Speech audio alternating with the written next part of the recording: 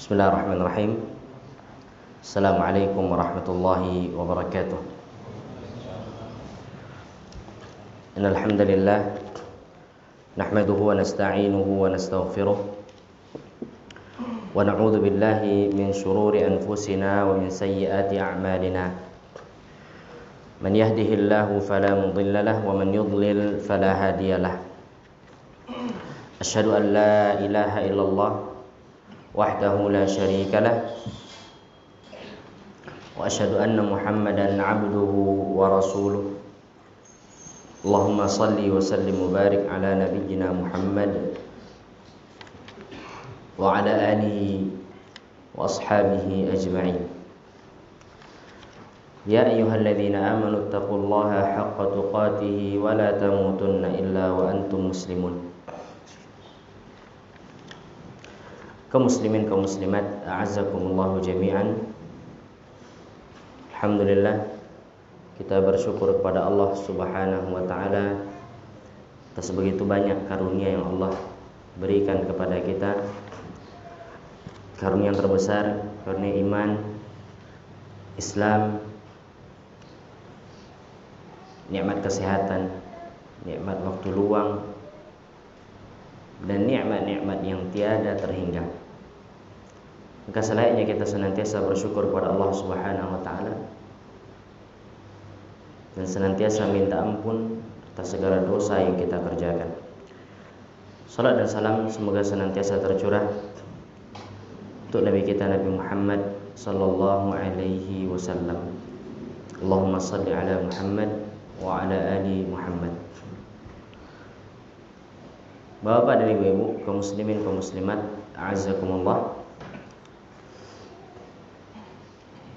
Kembali kita melanjutkan pelajaran kita membahas kitab Al-Arba'in An-Nawawiyah dikarang oleh Imam An-Nawawi rahimahullahu taala. Pada malam hari ini kita membahas hadis yang kelima.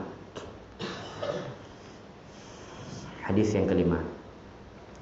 Hadis yang pertama tentang niat.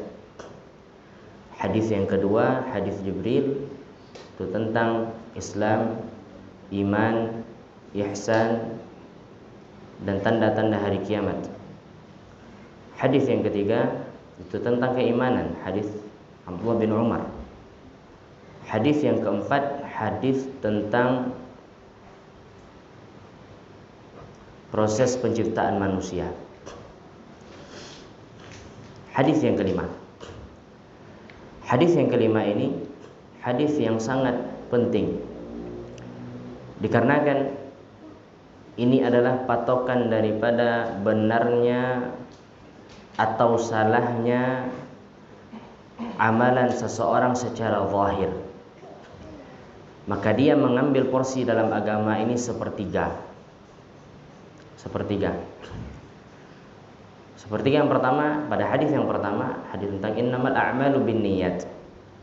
Sesungguhnya amalan itu tergantung daripada niatnya. Itu patokan amalan batin.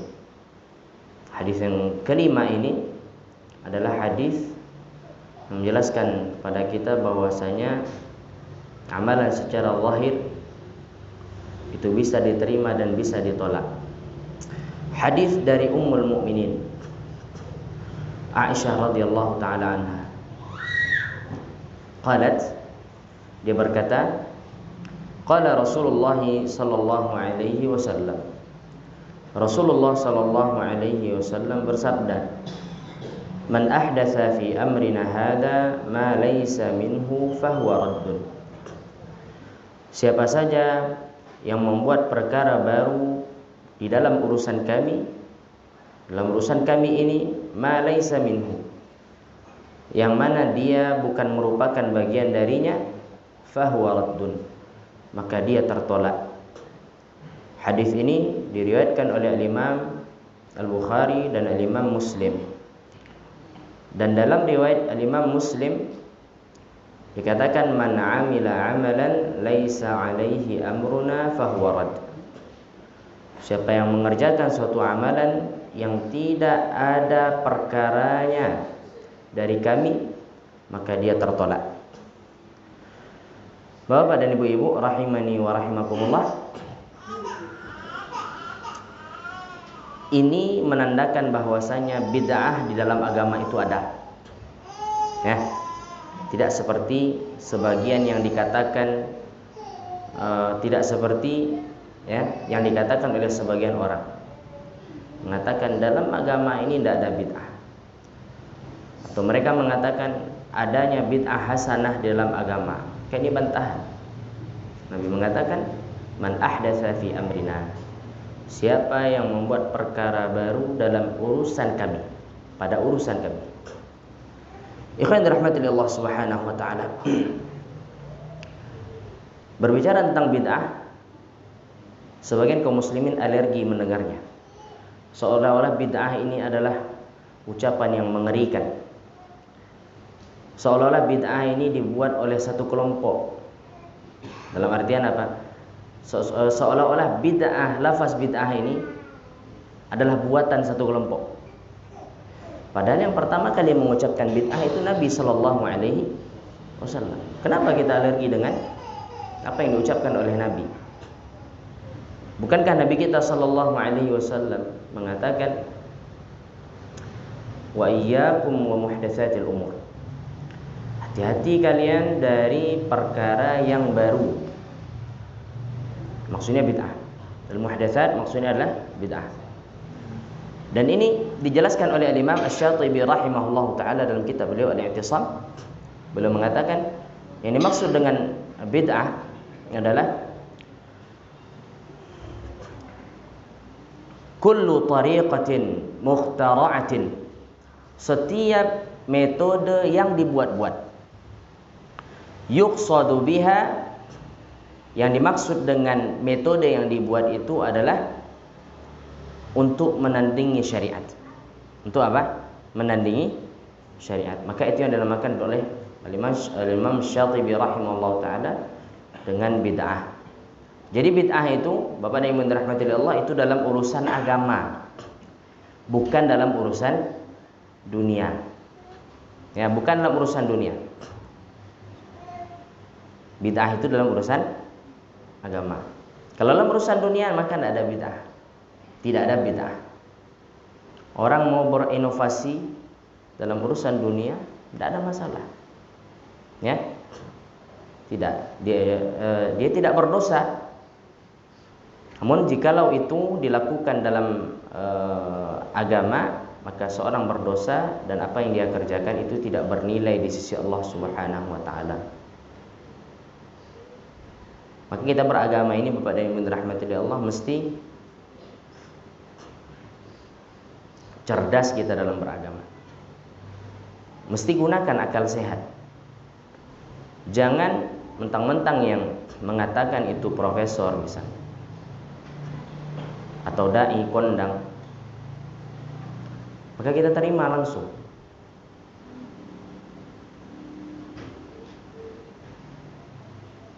Contohnya ada orang yang mengatakan bahwasanya ini mikrofon ini bid'ah juga, televisi bid'ah. Maka ini orang bodoh yang tidak tahu kadar kebodohan dia. Orang yang belajar agama dia paham mana yang bid'ah dan mana yang tidak bid'ah. Kecuali ada orang mengatakan tidak sah salat kecuali dengan mik. Maka mik itu jadi bid'ah. Kan tidak ada orang yang mengatakan seperti itu kan? Orang mengatakan mik ini hanya sekedar wasilah untuk mengeraskan suara. Tidak ada yang menjadikan mik ini sebagai rukun dalam salat atau bagian dari rangkaian ibadah salat. Tidak ada. Dia wasilah. Ya. Maka ini dinamakan dengan wasilah, bukan tujuan. Begitu juga wasilah-wasilah yang lain. Ya, misalnya jam. Boleh nggak menentukan sholat itu sholat dengan jam? Jawabannya boleh. Tapi apakah waktu sholat itu? Ya, apakah kalau seandainya tidak ada jam maka tidak ada waktu sholat? Kalau tidak ada jam, apakah tidak ada juga waktu sholat? Tetap ada kan? Berarti jam itu hanya wasilah. Kalau seandainya mengatakan jam berarti bid'ah, kan tidak ada orang mengatakan kalau tidak ada jam tidak sholat, ya kan? Ini dia. Bapak yang dirahmati Allah Subhanahu Wa Taala, maka kita tegaskan lagi bid'ah itu hanya dalam urusan ibadah, hanya dalam urusan ibadah. Berkata Syekh Abdul Muhsin hafizahullah taala, hadzal hadis aslun fi waznil a'malil zahirah. Hadis ini adalah dasar timbangan bagi amalan yang zahir. Ya, amalan yang zahir. Wa annahu la yu'taddu biha illa idza kanat muwafiqatan lisyar'i. Ibadah tidaklah dianggap kecuali sesuai dengan syariat. Nah, tidaklah dinamakan ibadah kecuali sesuai dengan syariat. Sesuai dengan syariat. Kama anna hadis, sebagaimana hadis innamal a'malu binniyat itu adalah aslun fil a'mali al-batinah. Dia adalah dasar dari amalan batin.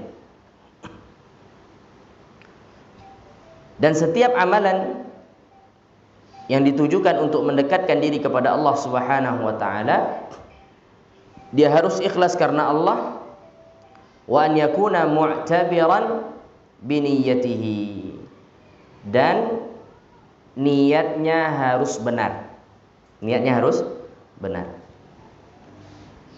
Maka hadis ini menjelaskan tentang timbangan amalan secara zahir.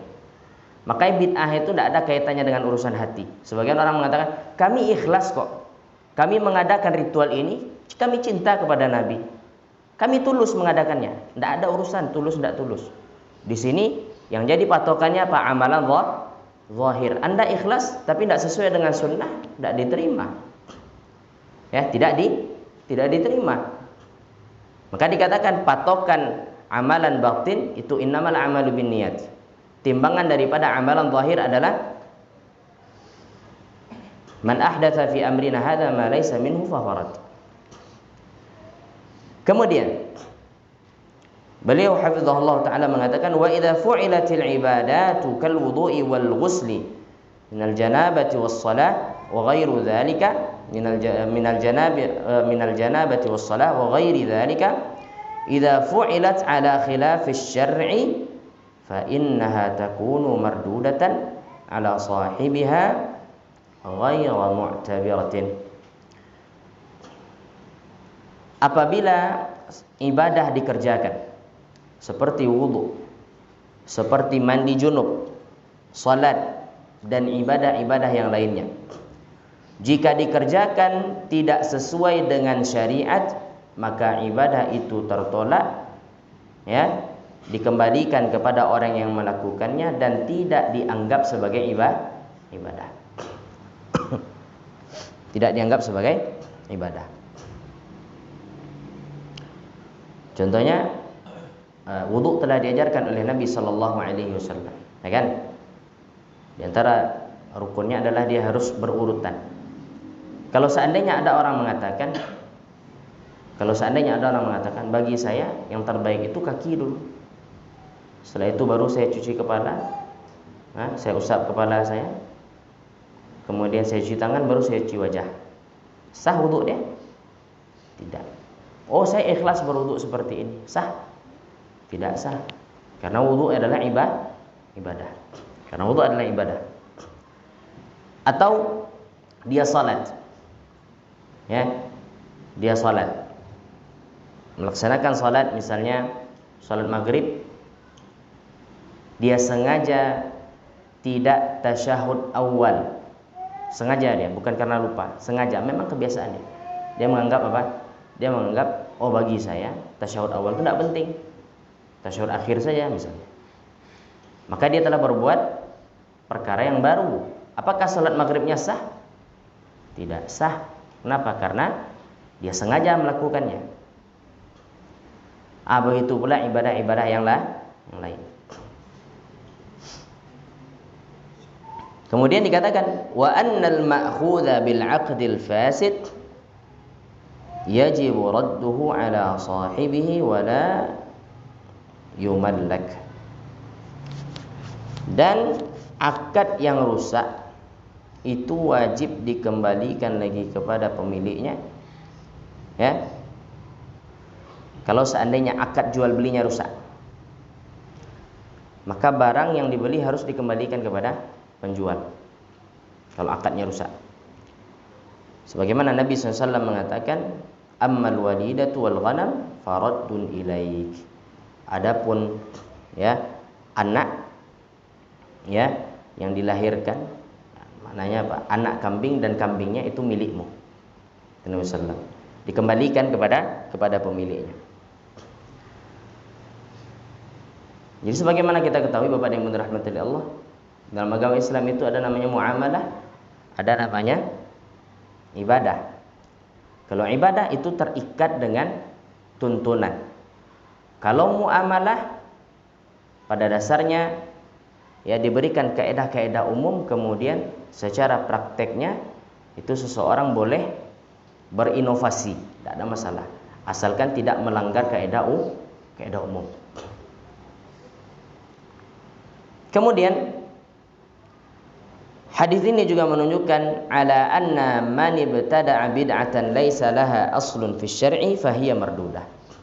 Hadis ini juga menunjukkan bahwasanya siapa yang melakukan bid'ah yang tidak ada asalnya dari syariat atau di dalam syariat, fahiya mardudah, maka dia tertolak. Wa sahibuha mustahiqqun lil wa'id, dan orang yang melakukannya terancam dengan siksa.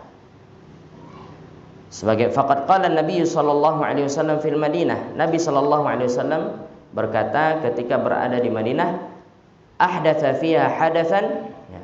Nabi sallallahu mengatakan, man ahdatsa fiha hadatsan, siapa yang melakukan perkara baru di dalam Madinah ini, ya, au awa muhditsa, atau melindungi pelaku bid'ah, fa alaihi la'natullah wal malaikatu wan nasu ajma'in, maka dia berhak mendapatkan laknat Allah, dia berhak mendapatkan laknat malaikat, dan dia berhak mendapatkan laknat seluruh manusia. Jadi tidak main-main. Ini masalah laknat. Makanya lihat Bapak yang dirahmati Allah Subhanahu wa taala, bid'ah ya. Bid'ah itu akan menjadikan seseorang semakin banyak bid'ahnya, semakin jauh dia dari agama. Semakin banyak bid'ah yang dikerjakan, maka begitu pula akan semakin jauh dia dari agama.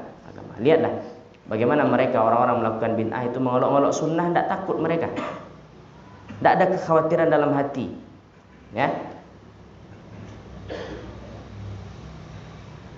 Kemudian tidak ada khawatir lagi ketika memfitnah.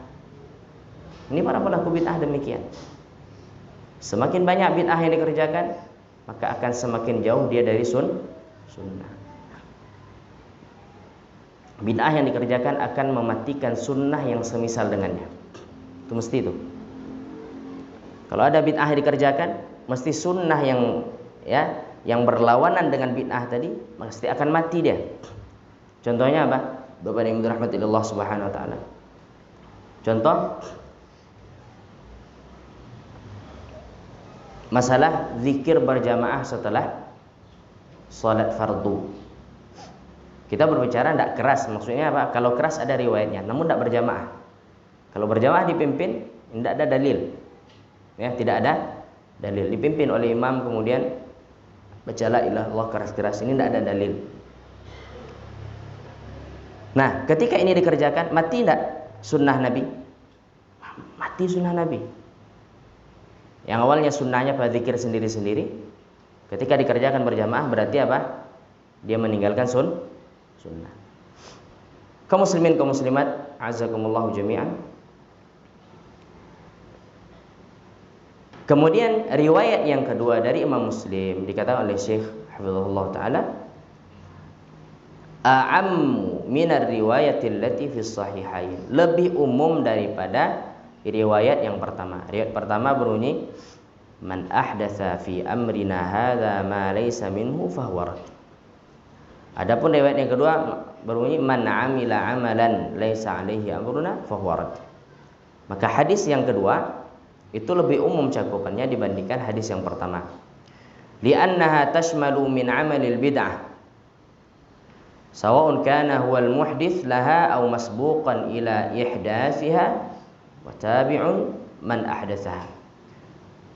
Li'annaha tashmalu man 'amila al-bid'ata sawa'un kana huwal muhdits laha aw masbuqan ila ihdatsiha aw tabi'un man ahdatsaha. Hadis yang kedua itu cakupannya umum. Apakah dia orang yang mengerjakan bid'ah atau ya dia yang membuat bid'ah, atau ada orang yang membuat dulu kemudian dia tiru.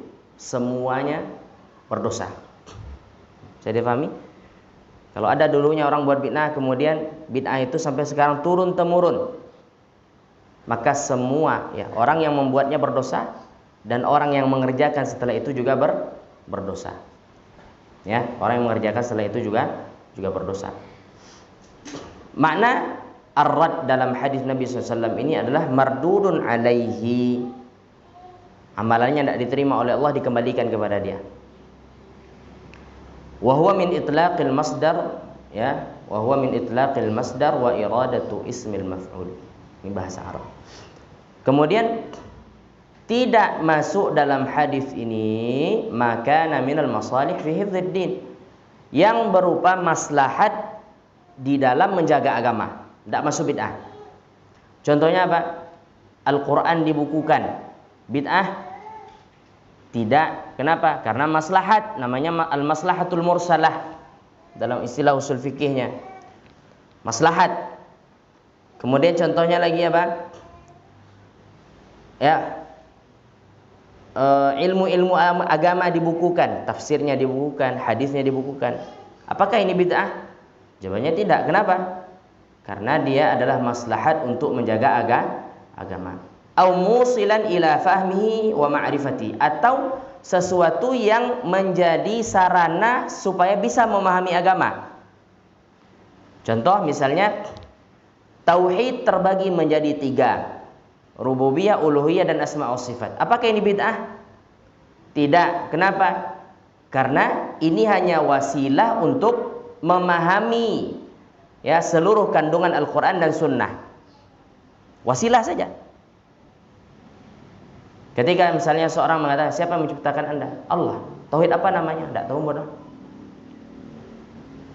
Siapa menyembah? Ke Allah. Tauhid apa namanya? Tidak faham ada Ustaz. Ya, tidak tahu dia namanya. Apakah dia seorang ahlu sunnah? Iya. Makanya apa? Maka ikhwan rahmatillah Allah subhanahu wa ta'ala, pembagian tauhid menjadi 3 itu hanya wasilah. Sebagaimana misalnya syarat sah wudu sekian, rukun salat sekian. Kalau seandainya kita cari dari Nabi itu tidak kita temukan. Ya, perumusannya itu hanya sekedar untuk memudahkan orang untuk memahami agama. Kaidah tajwid juga demikian. Tidak bid'ah, dia adalah maslahat untuk menjaga agama. Seperti dikatakan di sini, kajam'il Qur'ani fil masahif. Seperti mengumpulkan Al-Qur'an dalam satu mushaf. Ya, ini tidak bid'ah. Wa tadwin ulumil lughati wan nahwi. Pembukuan ilmu bahasa Arab itu juga tidak bid'ah, dan ilmu-ilmu yang lainnya. Sebagian orang mengatakan kalau seandainya bid'ah itu ada, maka yang pertama kali melakukannya adalah siapa? Sahabat katanya. Umar buat bid'ah, kenapa? Karena dia merutinkan setiap malamnya salat tarawih. Utsman mengumpulkan Al-Quran hanya menjadikan Al-Quran satu cetakan. Berarti Utsman buat bid'ah, kata mereka. Kita katakan, tidak. Sahabat itu tidak mungkin berbuat bid'ah. Karena mereka adalah orang-orang yang telah ditazkiyah, orang-orang yang telah disucikan hatinya oleh Allah Subhanahu wa ta'ala. Ya, tidak mungkin mereka melenceng atau berbuat sesuatu yang akan mendatangkan kemurkaan Allah Subhanahu wa taala dan kemurkaan Nabi sallallahu alaihi wasallam. Jadi, Bapak yang dirahmati Allah Subhanahu wa taala, kita mesti harus paham ini. Ya. Jangan beku ada orang ceramah, kalau you bid'ah, Umar buat bid'ah. Wah, anggu lah. Buat ustaz ya. Utsman buat bid'ah.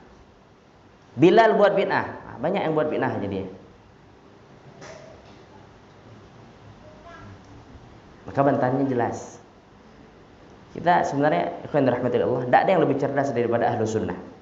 Ya, ahlu sunnah itu cerdas. Baru ngaji saja sudah paham bid'ah. Ya tak? Ahlu bid'ah ini orang-orang sekian lama ngaji, tidak bisa membedakan mana bid'ah, mana maslahat mursalah. Ya, mana tujuan dan mana wasilah, tidak bisa mereka bedakan. Ikhwan rahmatillah subhanahu wa ta'ala. Kemudian al-haditsu yadullu bi itlaqi ala raddi kulli amalin mukhalifin lisyar'i. Hadis ini secara menunjukkan ya bahwasanya segala amalan yang menyelisih syariat maka dia tolak. Walau kana qasdu sahibi hasanan. Walaupun tujuan orang melaksanakannya baik. Ya. Walaupun tujuan pelaksanaannya adalah baik, niatnya baik. Wa yadullu alaihi qissatus sahabi alladhi dhabaha udhiyatahu qabla salatil Id. Yang menunjukkan ya akan hal ini adalah kisah sahabat yang menyembelih sesembelihan kurbannya sebelum Id. Apakah diterima? Tidak diterima oleh Allah sebagai kurban. Karena Nabi SAW mengatakan syatuka syatu lahmin. Kambing yang engkau sembelih itu bukan kambing kurban, namun kambing daging untuk dimakan. Ya, maka dia ditolak. Kenapa ditolak? Karena tidak sesuai syariat. Karena tidak sesuai aturan yang telah ditetapkan oleh syariat. Bapak yang dirahmati Allah Subhanahu wa taala.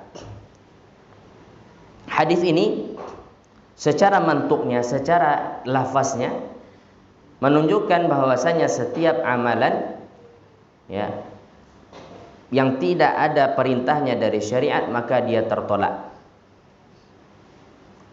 Setiap amalan yang tidak ada perintahnya dalam syariat maka dia tertolak. Ini secara mantuk, secara lafaz, tekstual. Adapun secara mafhumnya ya, wa yadullu bi mafhumi ala anna kulla amalin alaihi ya alaihi amruhu fahuwa ghairu mardud. Secara mafhumnya setiap amalan yang ada perintahnya maka dia tidak ditolak. Wal ma'na anna man kana amaluhu jariyan tahta ahkamis syara' muwafiqan laha fahuwa maqbul. Maknanya bahwasanya siapa saja yang mengamalkan suatu amalan ya yang sesuai dengan hukum-hukum syariat maka amalan tersebut diterima. Man kana kharijan an dzalika fahuwa mardud. Apa yang keluar daripada hukum syariat maka dia tertolak. Beberapa faedah dari hadis ini. Yang pertama, tahrimul ibtida' fid din. Haram membuat perkara baru di dalam agama.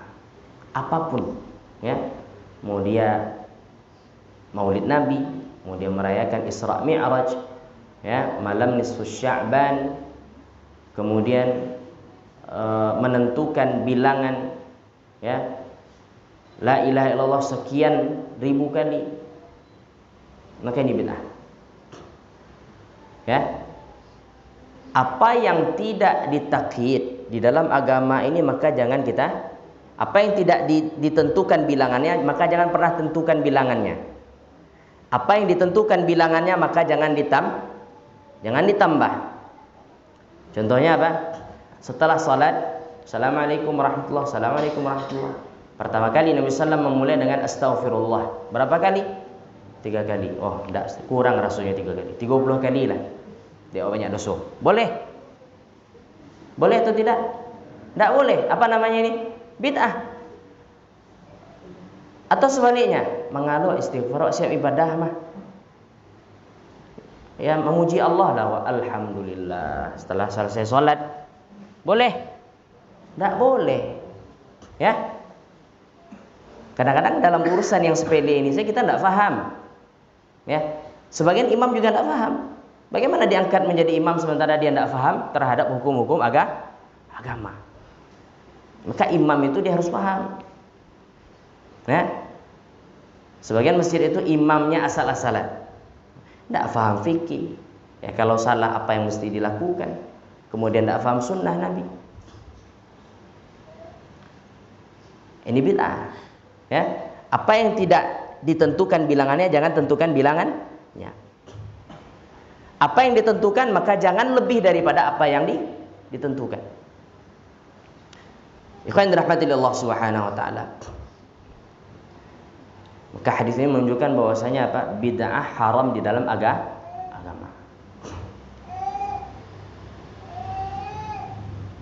Kemudian yang kedua, annal 'amalal mabniya 'ala bid'atin mardudun 'ala sahibihi. Amalan yang dibangun di atas bid'ah itu dikembalikan lagi kepada orang yang mengerjakannya. Dalam artian apa? Tidak sampai ke Allah Ta'ala, tidak bernilai ibadah, tidak mendapatkan pahala. Rugi tidak? Sudah mengeluarkan uang sekian puluh juta untuk mengadakan perayaan ini, perayaan itu, tidak dapat apa-apa. Ya, tidak dapat apa-apa, rugi kan? Sudah capek membaca zikir ini, zikir itu yang tidak pernah dicontohkan oleh Nabi, tidak diterima oleh Allah Subhanahu wa taala. Ya. Kemudian yang ketiga, annan nahya yaqtadil fasad. Larangan itu mengandung hukum, ya, yang dilarang itu adalah sesuatu yang rusak. Kalau syariat melarang berarti yang dilarang itu adalah rusak. Maka bid'ah berarti apa? Rusak, sesuatu yang rusak, bukan sesuatu yang baik. Kalau dia baik tentu telah dijelaskan oleh Nabi sallallahu alaihi wasallam. Annan nahya yaqtadil fasad. Bahwasanya larangan mengandung hukum apa? Yang dilarang itu adalah sesuatu yang rusak. Sesuatu yang rusak. Kemudian yang keempat, annal 'amala as-salihah idza utiya bihi 'ala ghairi al-wajhi al-masyru' katanafuli fi waqti an-nahyi bighairi sabab wa siyami yaumil 'id wa nahwi dzalika fa innahu batilun la yu'taddu bihi. Amalan saleh jika dikerjakan tidak sesuai dengan aturan syariat. Amalan saleh dikerjakan tidak sesuai dengan aturan syariat. Seperti misalnya orang sholat sunnah di waktu yang terlarang. Dan sholat sunnah yang dikerjakan itu bukan sholat sunnah yang memiliki sebab. Kalau dia memiliki sebab, maka apa? Boleh dikerjakan, tidak ada masalah. Tapi kalau sengaja dia sholat sunnah pada waktu yang terlarang, maka apa? Sholat sunnah yang dikerjakan ditolak dan tidak diterima. Seperti dia berpuasa pada hari Idul Fitri, maka puasa yang dikerjakan tidak mendapatkan pahala.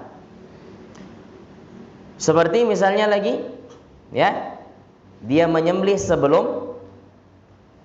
sebelum selesai salat, ya, pada hari Idul Adha, dia menyembelih. Apakah sah hewan kurbannya? Tidak sah, tidak sah.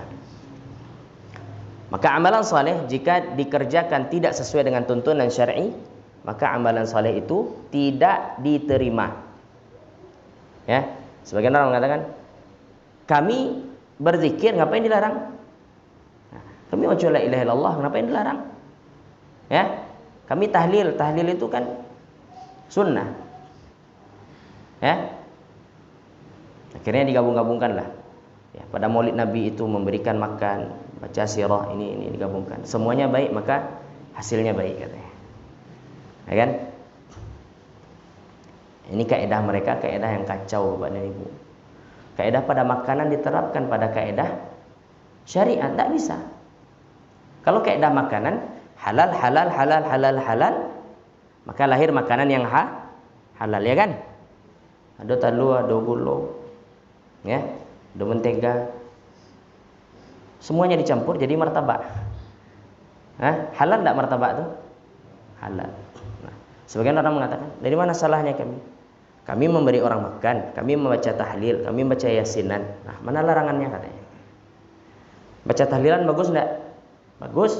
Beri orang makan? Bagus. Ya, baca Al-Qur'an? Bagus. Mana larangannya katanya? Larangannya Anda mau khususkan ritual ibadah yang tidak dikhususkan oleh Nabi. Itu masalahnya. Kalau mau khususkan misalnya awak baca surah ikut tiap hari ini, ditentukan harinya. Dengan berkeyakinan apa? Bahwasanya membaca pada hari tersebut, ya, membaca surat ini pada hari tersebut memiliki keutamaan. Maka ini namanya apa? Perkara baru dalam agama. Bahkan Bapak yang dirahmati Allah Subhanahu wa taala, ada kalanya, ya, ada kalanya ini, sujud tilawah yang dikerjakan pada setiap subuh Jumat itu ada kalanya dia bid'ah. Kapan? Jikalau orang yang mengerjakannya berkeyakinan kalau tidak sujud tilawah tidak afdal salat wada. Bid'ah dia hukumnya sunnah.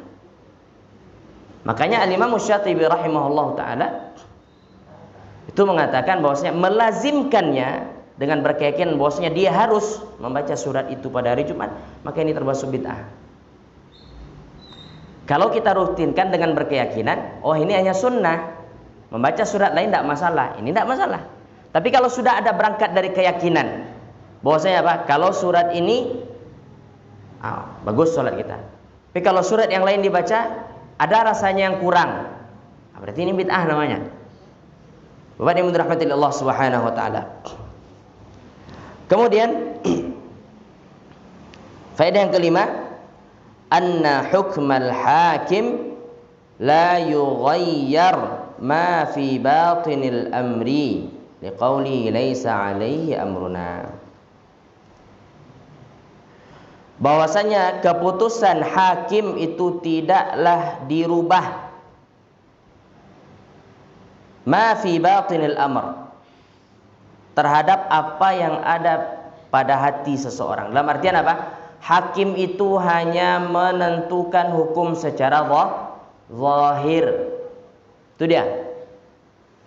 Kita ini menghukumi manusia, tidak boleh hatinya kita hukumi, Bapak dan Ibu rahmatillah Allah. Yang kita hukumi apa? Zahirnya.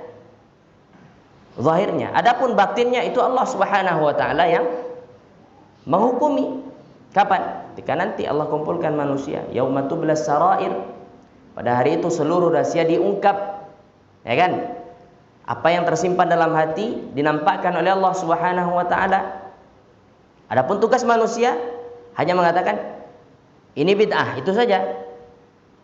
Tidak bisa dikatakan oh fulan ini ikhlas. Tidak bisa. Karena itu urusan hati. Urusan hati serahkan kepada Allah Subhanahu wa taala. Kita hanya bisa menghukumi manusia dari sisi zahirnya saja. Dari sisi zahir. Innama nahkumu bidzawahir wallahu yatawallas sarair. Nabi sallallahu. Nabi mengatakan kami hanya menghukumi dengan zahir saja. Adapun apa yang tersimpan itu Allah yang menghukumi kelak. Allah yang berhak menentukan hukuman terhadap apa yang ada di dalam hati manusia. Makanya Bapak yang dirahmati Allah Subhanahu wa taala. Misalnya ada dua orang yang mengadu nih, ya, bersengketa masalah tanah. Ya. Dia ngadu ke pengadilan. Pengadilan minta bukti. Yang mestinya yang punya tanah ini si A misalnya. Si A. Cuman karena kelalaian dia surat tanahnya hilang apa segala macam. Dan si B karena dia punya banyak kenalan, pengacara atau apa. Akhirnya apa? Akhirnya alasan atau argumen dia menang di pengadilan, sehingga ditentukan bahwasanya tanah milik si B. Apakah hakimnya berdosa? Kalau hakim menentukan hukuman terhadap si B ini ya sesuai dengan zahir yang dia lihat, maka hakim tidak berdosa. Tidak berdosa dia. Kenapa? Karena dia menghukumi sesuai dengan bukti. Ya buktinya apa? Si B dia ada saksi, ada bukti bahwasanya dia memiliki tanah. Walaupun secara real, secara kenyataan yang punya tanah ini si A. Dalam hukum manusia seperti itu. Manusia tidak bisa yang mengorek hati seseorang, tidak bisa. Hakim tidak bisa mengorek hati seseorang. Yang diberikan hukuman kepadanya apa? Ya, secara zahir. Nabi SAW juga mengatakan, siapa yang aku berikan kepadanya suatu, ya, siapa yang aku tentukan baginya pilihan, sementara itu bukan hak dia, maka layaknya aku memberikan kepadanya api neraka, kata Rasulullah. Artinya apa? Nabi pun menghukumi manusia secara zahir. Makanya kenapa orang munafik tidak diperangi Nabi? Kenapa? Di zaman Nabi dibiarkan oleh Nabi SAW. Karena hati itu bukan urusan manusia, hati itu urusan Allah Subhanahu wa taala. Tapi Nabi tahu enggak orang-orang munafik? Tahu. Nabi tahu. Siapa yang memberitahu? Allah Subhanahu wa taala dengan wahyunya. Ya. Kemudian yang terakhir, faedah yang keenam, an-sulha al-fasid batilun wal ma'khudhu 'alaihi mustahaqqu ar-rad. Wal ma'khudhu 'alaihi mustahaqqu ar-rad kama fi haditsil asif. Perjanjian yang rusak itu adalah batil. Perjanjian yang rusak itu adalah batil. Dan perjanjian itu harus dibatalkan. Ya. Sebagaimana hadis tentang apa? Seseorang yang dikembalikan oleh Nabi sallallahu alaihi wasallam anak kambing dan kambingnya. Ya, wallahu taala a'lam. Jadi kesimpulannya Bapak dan Ibu dirahmati Allah Subhanahu wa taala, bid'ah dalam agama itu ada. Sudah diterangkan oleh Nabi SAW jauh-jauh hari. Ya, padahal di masa Nabi itu tidak ada bid'ah. Ada bid'ah enggak di masa Nabi? Tidak ada kan? Ada enggak, Bang? Enggak ada. Benar enggak ada kan? Enggak ada. Kenapa? Karena Nabi berbicara dengan wahyu. Kalau seandainya Nabi salah, langsung Allah tegur. Allah tidak biarkan Nabi SAW salah. Tapi setelah Nabi meninggal dan terputusnya wahyu, baru mulai munculnya bid'ah qadariyah. Ya, itu muncul setelah Nabi SAW wafat. Kemudian bid'ah dalam amalan. Bagaimana Nabi SAW, bagaimana Abdullah bin Mas'ud melihat orang menghitung apa? Berzikir dengan batu. Ya, berzikir dengan batu. Kemudian ditegur oleh Abdullah bin Mas'ud radhiyallahu taala. Orang berzikir dengan batu ini alasannya apa? Kan baik. Kami menghitung zikir kami dengan batu. Tapi tidak boleh, kata Abdullah bin Mas'ud radhiyallahu taala anhuma. Baik. Kita lanjut setelah salat. Baik. Lanjut kita baca nanti satu hadis lagi. Wallahu taala alam. Wa sallallahu wasallam wa baraka ala nabiyina Muhammad. Assalamualaikum warahmatullahi wabarakatuh. Bismillahirrahmanirrahim. Assalamualaikum warahmatullahi wabarakatuh. Alhamdulillah, salatu wassalamu ala Rasulillah wa ala alihi wa sahbihi wa mawala wa la hawla wa la quwwata illa billah, amma ba'd. Bapak dan Ibu-ibu rahimani wa rahimakumullah.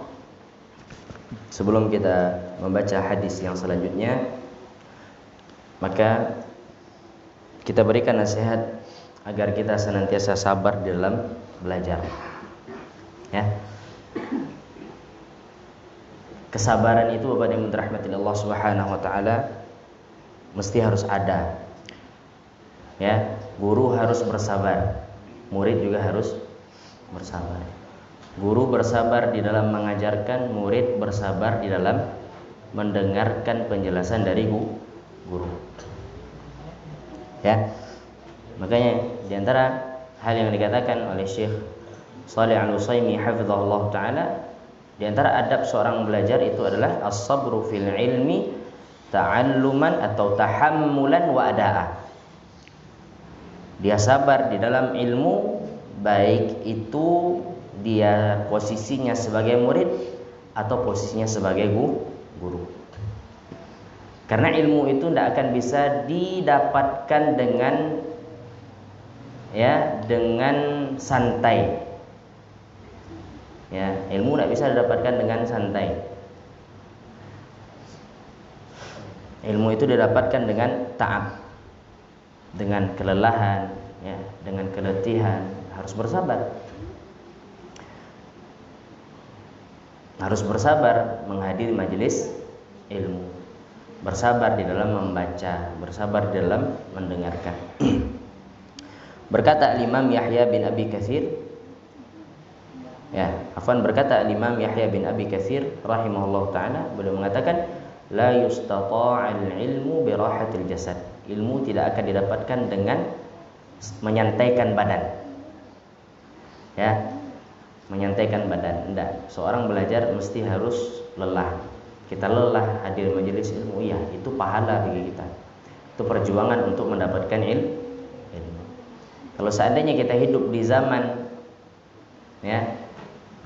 tabi'in misalnya, maka mungkin tidak sanggup kita menuntut ilmu. Harus berjalan, harus menjual ini, menjual itu, harus berhutang, harus menggadaikan sendal, seperti Imam Ahmad bin Hanbal rahimahullah taala. Tidak sanggup kita. Nah, sekarang alhamdulillah Allah bukakan majelis ilmu banyak, ya kan? Tinggal kita menyabarkan diri kita untuk tetap duduk dan untuk tetap mendengarkan agar kita mendapatkan faidah. Bapak yang dirahmati Allah Subhanahu wa taala, hadis yang berikutnya. Jadi hadis yang kelima tadi tentang apa? Tentang bid'ah. Ya, tentang bid'ah. Hadis yang keenam. Hadis dari Abu Abdullah An-Nu'man bin Bashir radhiyallahu taala anhu, dia berkata, Sami'tu Rasulullah sallallahu alaihi wasallam yaqul, aku mendengar Rasulullah sallallahu alaihi wasallam bersabda, Innal halala bayyinun wa innal harama bayyinun. Sesungguhnya sesuatu yang halal itu telah jelas dan sesuatu yang haram itu juga telah jelas. Wa bainahuma umurun mushtabihatun. Di antara halal dan haram ada perkara yang samar, syubhat, ya, perkara yang samar. La ya'lamuhunna katsirun minan nas, yang mana kebanyakan manusia tidak mengetahuinya. Faman ittaqa syubuhati faqad istabra'a li dinihi wa 'irdihi. Siapa yang menjauhi dirinya dari syubhat, maka dia telah melindungi agama dan kehormatannya. Wa man waqa'a fi syubuhati waqa'a fil haram. Dan siapa yang terjerumus kepada sesuatu yang syubhat, maka dia telah terjerumus kepada sesuatu yang haram. Karra'i yar'a haulal hima, seperti orang yang mengembala di atas tanah batasan, ya, yushiku an yarta'a fi. Ada batasan tanah orang, dia mengembala kambingnya di pinggir-pinggir itu, maka khawatir dia akan masuk padanya. Ala wa inna likulli malikin hima, ketahuilah bahwasanya setiap raja itu memiliki batasan-batasan. Wa ala wa inna himallahi maharimuhu, ketahuilah batasan-batasan Allah itu adalah sesuatu yang Allah haramkan. Ala wa inna fil jasadi mudghatan, ketahuilah dan sesungguhnya di jasad itu ada satu gumpal darah, ya, segumpal daging. Idza salahat salahal jasadu kulluhu, apabila benar maka dia benar seluruh jasad. Wa idza fasadat fasadal jasadu kulluhu, apabila daging tersebut rusak maka rusaklah seluruh jasad, ya. Apabila segumpal darah itu darah rusak maka rusaklah seluruh jasad. Dan segumpal darah itu adalah hati. Hadis riwayat Imam Bukhari dan Imam Muslim. Bapak yang dirahmati Allah Subhanahu wa taala, Nabi SAW menjelaskan bahwasanya halal itu telah jelas. Apa-apa yang tidak diharamkan oleh Allah berarti hukum asalnya halal. Ya. Kalau asal dari makanan itu seluruhnya halal sampai ada keterangan bahwasanya makanan tersebut haram. Jadi mana yang banyak, yang halal atau yang haram? Yang halal, ya kan? Yang haram sedikit. Orang mengatakan yang halal yang haram payah. Yang haram payah, apalagi yang halal. Kan itu ungkapan sebagian orang di zaman sekarang. Yang haram payah mendapatkannya, apalagi yang halal. Ya, yang haram sedikit tentu payah mendapatkannya, yang halal banyak. Ya, jadi sesuatu yang halal itu jelas. Ya, al-aslu fil asya', ya, al-aslu fit ta'am atau fil at'imah halal. Asal dari makan itu adalah halal. asal dari binatang itu adalah halal. Sampai ada keterangan dalil ya bahwasanya binatang tertentu itu hukumnya haram. Wa innal harama bayyinun, dan sesuatu yang haram itu pun juga jelas. Ya, sesuatu yang haram itu juga jelas. Dan di antara keduanya itu, antara halal dan haram, ada perkara yang samar. Kebanyakan manusia tidak mengetahuinya. Maka dalam hadis ini ada 3 pembagian Bapak dan Ibu rahmati Allah. Yang pertama adalah sesuatu yang halal. Sesuatu yang halal. Seperti ya, biji-bijian, ya, buah-buahan dan binatang ternak. Ini hukumnya adalah halal. Idza lam tasil al-insanu bi tariqil haram. Apabila manusia tidak mendapatkannya dengan cara yang haram. Ya. Dia halal jikalau didapatkan dengan cara yang baik. Berarti halal itu atau keharaman itu ada 2. Pertama haram secara sebab, dan yang kedua adalah haram secara zat. Ya. Haram secara sebab mendapatkannya itu yang pertama, kemudian haram secara zatnya. Ya, kalau seandainya kita ditanya, hukum kambing bagaimana Pak Ustaz? Halal atau haram Pak Ustaz? Halal. Nyambiaknya kambing tetangganya, nyudabiah. Ikhlas karena Allah untuk berkorban. Halal atau haram? Haram. Apanya yang haram? Cara mendapatkannya, sebab mendapatkannya itu yang haram. Ya. Maka dikatakan oleh Syekh di sini, seluruh binatang ternak itu adalah halal. Binatang ternak ya, secara syar'i ya, bukan binatang ternak seperti apa yang dikatakan oleh orang zaman sekarang. Sebagian orang ya, dia suka hewan yang aneh-aneh untuk dia ternak. Ya. Kucing, nanti jangan sampai salah paham. Ustaz mengatakan binatang ternak itu halal. Nanti kucing, ya. Kemudian lawannya, ya, anjing. Kan ada juga orang ternak anjing. Nah, binatang ternak itu Bapak dan Ibu, kambing. Ya, kalau seandainya dikatakan bahimatul an'am, maka maknanya adalah kambing dan yang serupa dengan kambing, sejenis. Kemudian sapi dan yang sejenis dengan sapi. Kemudian onta, maka 3 ini binatang bahimatul an'am. Kemudian yang kedua, al-haramu bayyin. Sesuatu yang haram itu juga telah jelas, seperti khamar, ya, makan bangkai. Yang dimaksud dengan bangkai itu adalah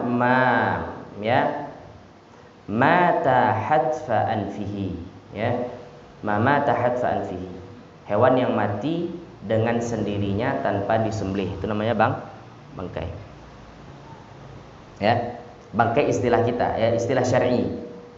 Ya, bangkai istilah syar'i. Kalau bangkai istilah kita apa? Labu suak, labu ule-ule, nah, itu bangkai. Adapun bangkai istilah syar'i adalah hewan yang disembelih, hewan yang mati tanpa disembelih dengan sembelihan yang syar'i, maka itu bangkai. Ya. Seperti bangkai, seperti menikahi ya wanita yang mahram dia, maka itu haram juga, jelas keharamannya. Wahadani, ya, wahadani, dan kedua ini yang halal dan yang haram, ya'lamuhuma al-khas wal 'am. Itu diketahui oleh seluruh manusia. Tahu mesti. Kenapa? Karena ini adalah perkara yang mesti diketahui ini secara darurat, secara hal mendasar. Tidak ada orang Islam mengatakan khamar itu hukumnya halal, halalan thayyibah. Tidak ada itu. Ya. Khamar dengan berbagai macam mereknya. Mesti orang Islam bilang apa? Haram. Tidak ada orang Islam yang mengatakan bahwasanya Pak, menikahi saudari kandung itu boleh. Tidak ada orang Islam bilang seperti itu. Kenapa? Karena ya yu'lamu minad din bid-darurah. Perkara ini adalah perkara yang harus diketahui oleh seluruh manusia. Jelas keharamannya. Ya, jelas keharamannya. Sesuatu yang halal jelas manusia tahu juga, dan sesuatu yang haram juga jelas, dan kebanyakan manusia atau seluruh manusia juga mengetahuinya. Yang ketiga adalah al-mushtabihat al-mutaraddidatu bainal hilli wal hirmah. Perkara yang samar, yang dikeragui apakah dia halal atau haram, tidak jelas hukumnya. Falaisat minal halalil bayyin, ya, kehalalannya tidak jelas, wala minal haramil bayyin, dan keharamannya juga tidak jelas. Wa hadhihi la ya'lamuha katsirun minan nas, dan ini tidaklah, ya, kebanyakan manusia mengetahuinya. Hanya diketahui oleh sebagian manusia. Siapa? Orang-orang yang belajar, ya. Orang-orang yang belajar tahu dia bahwasanya ini adalah perkara syubhat. Ini syubhat misalnya. Contohnya masalah muamalah, Bapak Ibu dirahmati Allah. Muamalah ini sebenarnya perkara yang paling rumit, ya. Yang dikatakan oleh Imam Ibnu Katsir rahimahullah taala, fikih yang paling rumit itu adalah fikih muamalah. Paling rumit, Pak. Paling sulit. Kenapa? Karena muamalah dari masa ke masa dia berkembang. Enak. 15 tahun yang lalu kan tidak ada, ya. Pasar online kan tidak ada. Sekarang sudah ada dengan berbagai macam sistemnya. Rumit, rumit. Ya. Bisa jadi ada syubhat di situ, kita tidak tahu. Ada perkara yang samar yang hanya diketahui oleh orang-orang yang berilmu. Ya. Menurut kita sah-sah saja misalnya. Tapi apa? Menurut orang yang faham, ahli ilmu, dia tahu bahwa ini adalah perkara yang samar. Dikatakan halal tidak, dikatakan haram juga tidak. Ini syubhat. Apa? Syubhat. Nah, bagaimana sikap kita terhadap syubhat ini?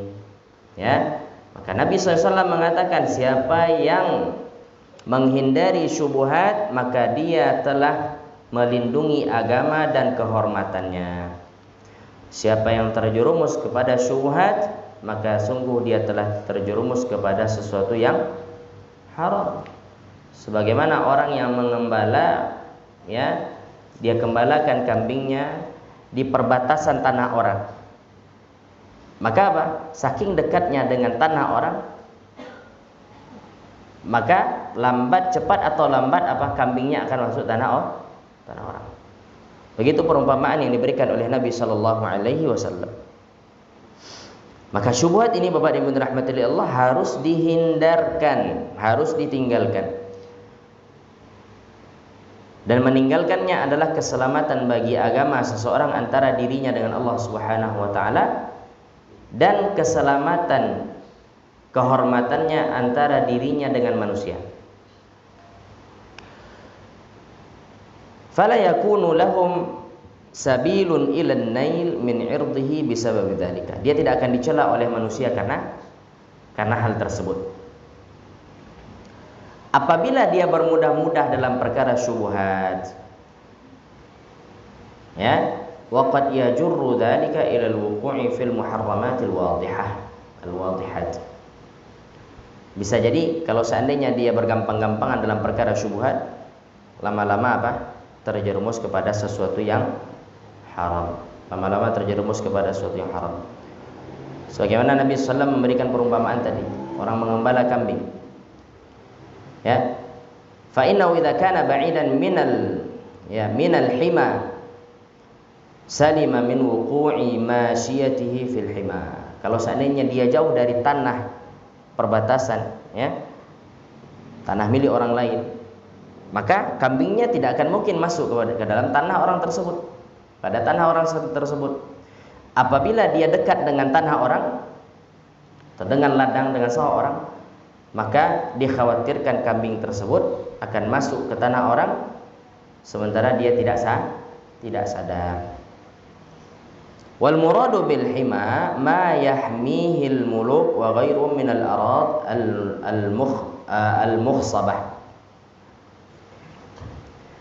Yang maksud dengan hima dalam bahasa Arab adalah tanah yang dilindungi oleh para raja, yang mana tanah ini adalah tanah hijau, tanah yang subur, dilindungi, ya, dijaga. Wa yamna'una ghairahum min qurbiha. Ya, kemudian yang lain dilarang untuk mendekati tanah tersebut. Dan batasan Allah Subhanahu wa taala adalah sesuatu yang Allah haramkan. Maka apa? Jangan bermain-main dengan syubhat. Sekarang syubhat, besok lama-lama apa? Menganggap ini hal yang biasa, kemudian tidak terasa bahwasanya dia telah terjerumus kepada sesuatu yang haram. Dia terjerumus kepada sesuatu yang haram. Kemudian Bapak yang dirahmati Allah Subhanahu wa taala. Ala wa inna fil jasadi mudghatan. Ketahuilah bahwasanya di jasad manusia itu ada segumpal darah. Apabila dia baik, maka baik seluruh jasad. Apabila dia rusak, maka rusak seluruh jasad. Dan segumpal darah itu adalah hati. Ya, qit'atun minal laham. Sini dikatakan segumpal daging. Ala qadri ma yumdhighuhul akil.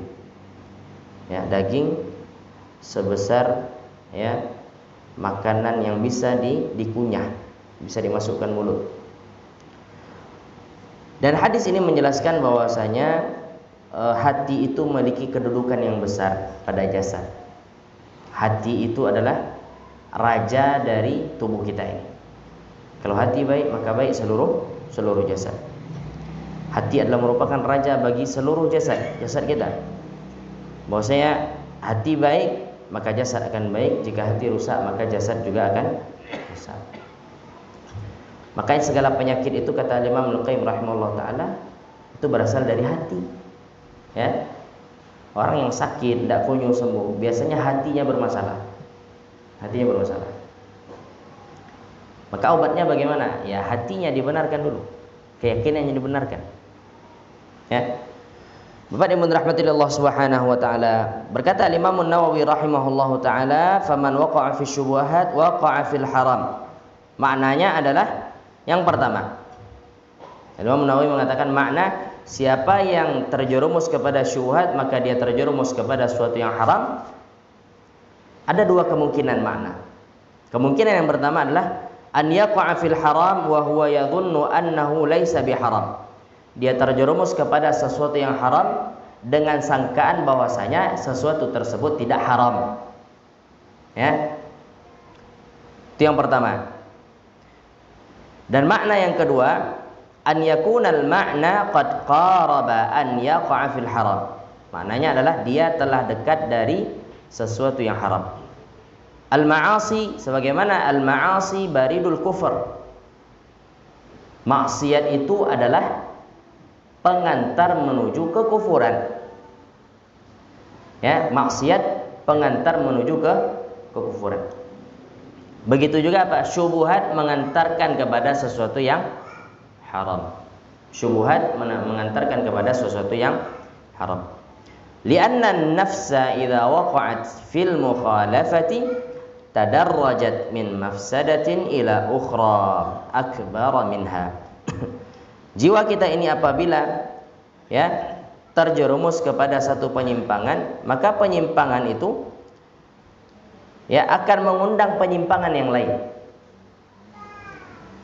Satu kesalahan akan mengundang kesalahan yang lain. Dan itu yang disyaratkan oleh Allah Subhanahu wa taala, ya, terhadap Bani Israil, wa yaqtulunal anbiya'a bighairi haqq. Dzalika bima 'asaw wa kanu ya'tadun. Mereka berani membunuh nabi, apakah langsung? Tidak. Pertama yang mereka lakukan adalah membangkang terhadap nabi yang Allah utus, kemudian baru batasan terakhirnya apa? Berani membunuh para nabi yang Allah utus. Ya kan? Akibat apa? Akibat pertamanya hanya melawan, membangkang kepada nabi, tidak mau mengikuti para nabi di Bani Israil. Jadi tidak serta-merta Allah utus kemudian langsung mereka bunuh, tidak. Tapi pertama kali mereka lakukan apa? Mereka ingkari dulu. Ya, mereka tidak percaya. Kemudian pada akhirnya apa? Mereka bunuh para nabi yang Allah utus kepada mereka. Allah Subhanahu wa taala menjelaskan kepada kita bahwasanya annahum tadarraju bil ma'asi ila qatl anbiya. Mereka membunuh nabi itu bermula dari maksiat yang mereka kerjakan. Ya. Mereka berani membunuh para nabi itu, orang-orang Bani Israel, karena maksiat yang mereka kerjakan. Dalam hadis Nabi sallallahu alaihi wasallam, Nabi bersabda, la'anallahu as-sariqa yasriqul baydata fatuqta'u yaduhu wa yasriqul habla fatuqta'u yaduhu. Allah Subhanahu wa taala melaknat orang yang mencuri baydah, sebutir telur. Maka dengan itu dipotong tangannya. Dan dia mencuri tali, dengan itu dipotong tangannya. Maknanya apa? Yatadarraju minal baydah wal habal ila sariqah. Dia mulai dari mencuri yang kecil-kecil dulu sampai baru berani mencuri sesuatu yang bernilai. Ya kan? Maka maksiat itu yatadarraj. Sedikit demi sedikit dia akan naik levelnya. Kalau seandainya seorang tidak bertaubat kepada Allah Subhanahu wa taala. Bapak yang dirahmati Allah Subhanahu wa taala. Faedah yang bisa diambil dari hadis ini. Ya, faedah yang bisa diambil dari hadis ini. Pertama adalah bayan taqsimil asya' fi syari'ati ila halalin bayyin wa haramin bayyin wa mushtabihin mutaraddidin bainahuma. Agama Islam membagi suatu itu kepada 3 bagian. Halal, jelas kehalalannya. Haram, jelas keharamannya. Kemudian ada perkara yang mushtabih, perkara yang samar, yang dikeragui apakah dia halal atau haram. Bagaimana sikap kita kalau seandainya kita tidak tahu nih pekerjaan kita ini halal atau haram? Kita tidak paham, ragu kita. Dikatakan halal 100%, kita tidak yakin juga. Dikatakan haram 100%, tidak yakin juga. Ini perkara namanya apa? Syubhat. Apa sikap dia? Sikap dia tinggalkan. Dihidangkan makanan, dia ragu, maka ini halalkah atau haramkah? Ya, halalkah atau haramkah makanan ini? Maka sebaiknya apa? Dia tinggalkan. Syubhat, tidak jelas, samar, ya, maka dia tinggalkan. Jadi agama Islam membagi ini berkaitan dengan apakah makanan, ya, atau selain daripada makanan, maka bagi menjadi 3, halalnya jelas, haramnya jelas, kemudian perkara syubhat. Ya, perkara syubhat, perkara yang samar. Kemudian yang kedua, annal mushtabiha la ya'lamu katsirun minan nas wa anna ba'dahum ya'lamu hukmaha bidalilihi. Bahwasanya perkara yang samar kebanyakan manusia tidak mengetahuinya dan hanya diketahui oleh sebagian manusia, ya, yang mengetahui dalil. Yang mengetahui dalil. Ikhwan yang dirahmati Allah Subhanahu wa taala. Contohnya, ikhwan yang dirahmati Allah, riba yang ada sekarang di online shop. Ya. Kalau kita orang awam, kita menganggap itu mungkin biasa saja. Top up apa segala macam lah ya. Adapun orang berilmu maka mereka kaji secara rinci. Akhirnya mereka katakan ini adalah riba. Bukan serta-merta mereka mengeluarkan hukum, enggak. Tapi apa? Orang berilmu itu ketika mengeluarkan hukum maka dia harus tahu tasawwur minal hukmi. Dia harus tahu bayangannya dulu. Bagaimana sistemnya baru ditentukan hukum. Maka itu kelebihan ya ustaz kita, Dr. Irwandi hafizahullah taala. Beliau bukan hanya sekedar tahu ilmu, namun apa? Beliau tahu realita di lapangan sehingga mudah dalam menentukan, oh ini riba, ini boleh, ini tidak boleh. Beliau tahu sistem. Adapun kita misalnya kita tidak tahu, maka ketika kita tidak tahu maka tidak boleh kita menghukumi. Nah, bagi kita mungkin syubhat. Bagi orang yang berilmu bahwasanya itu adalah keharaman dan jelas keharamannya. Kemudian Bapak yang dirahmati Allah taala, yang ketiga, tarku ityanil mushtabih hatta yu'lama hilluhu. Meninggalkan ya perkara yang syubhat sampai dia ketahui kehalalannya. Ya, kalau kita ragu, maka ini halal atau haram? Tinggalkan sampai apa? Jelas kehalalannya, sampai jelas kehalalannya. Kemudian yang keempat, darbul amsal li taqriril ma'anil ma'nawiyyati bi tashbihha bil hissiyah. Ya, memberikan perumpamaan terhadap perkara yang bersifat maknawi kepada perkara yang bersifat real. Contohnya apa? Nabi tadi memberikan syubhat ini seperti ya tanah. Syubhat kan makna, ya kan? Dia tidak zat yang bisa disentuh. Maka diberikan perumpamaan oleh Nabi bahwasanya syubhat ini sama dengan tanah. Tanah larangan. Ya. Kalau seandainya seorang mendekati tanah larangan maka khawatir terjerumus. Maka itulah yang syubhat. Orang Arab mengatakan bil mitsali yattadhihul maqal. Dengan memberikan contoh maka jelaslah ya apa yang diucapkan. Itu banyak dilakukan oleh Nabi SAW. Bagaimana Nabi memberikan perumpamaan-perumpamaan untuk mendekatkan pemahaman. Ya. Taqrib al-faham, untuk mendekatkan pemahaman. Maka Nabi SAW memberikan perumpamaan syubhat itu seperti tanah larangan. Kemudian yang kelima, annal insana idza waqa'a fil umuril mushtabihati hana 'alaihi an yaqa'a fil umuril wadhihah. Seseorang apabila dia bergampang-gampangan ya terhadap perkara syubhat, maka dia juga akan terjerumus kepada sesuatu yang jelas keharamannya. Sebagaimana tadi dikatakan apa? Maksiat mengantarkan seseorang kepada kekufuran. Bid'ah mengantarkan seorang kepada kekufuran. Syubhat mengantarkan seseorang kepada sesuatu yang haram. Kemudian yang keenam, faedah yang keenam, bayanu 'idhami sya'nil qalb. Dalam hadis ini ada penjelasan agungnya kedudukan hati. Wa annal a'dha'a tabi'atun lahu. Bahwasanya seluruh jasad kita, anggota tubuh kita itu mengikuti hati. Ya, tasluhu bi salahihi wa tafsudu bi fasadihi. Ya, seluruh anggota ya tubuh ini akan baik dengan baiknya hati dan rusak dengan rusaknya hati. Faedah yang ketujuh, anna fasadal zahiri dalilun ala fasadil batin. Buruknya zahir itu menandakan buruknya batin. Ya, buruknya zahir itu menandakan atau menunjukkan kepada buruknya batin. Ya. Kalau orang secara zahirnya buruk, apakah mungkin batinnya baik?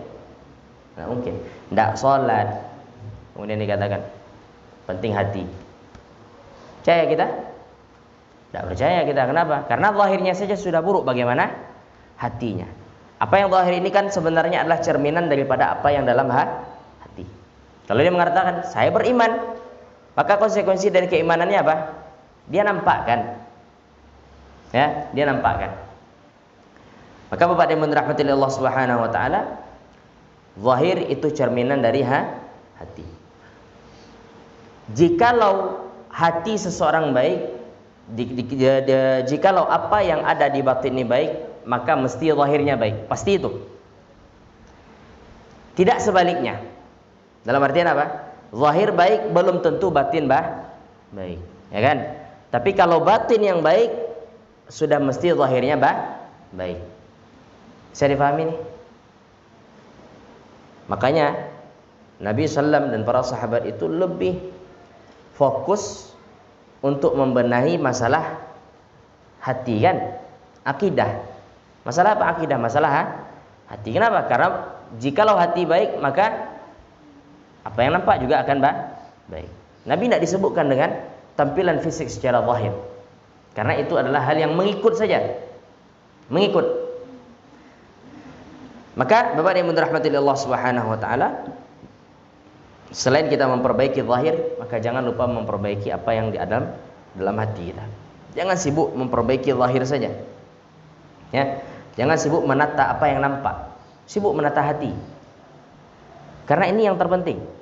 Ya kan? Percuma zahirnya baik, hatinya bermasalah seperti orang-orang munafik. Menampakkan keimanan dan menyembunyikan kekufuran. Orang munafik di zaman Nabi itu apa kekurangannya, Pak? Salatnya sama Nabi kan? Di masjid Nabi lagi salatnya. Hidup bersama Nabi. Seharusnya apa? Dia mendapatkan derajat yang tinggi di hadapan Allah Ta'ala, di sisi Allah Ta'ala. Tapi kenapa tidak bisa didapatkan itu? Batinnya buruk. Kalau secara zahir sholat bersama Nabi, ya, tunduk kepada Nabi secara zahir. Namun apa? Mereka menyimpan sesuatu yang buruk dalam batin mereka. Faedah yang ke-6, faedah yang ke-8. Anna fi ittiqa'i syubuhat muhafizatun atau muhafizatul insan ala dinihi minan naqsi wa 'irdihi minal 'aibi, ya.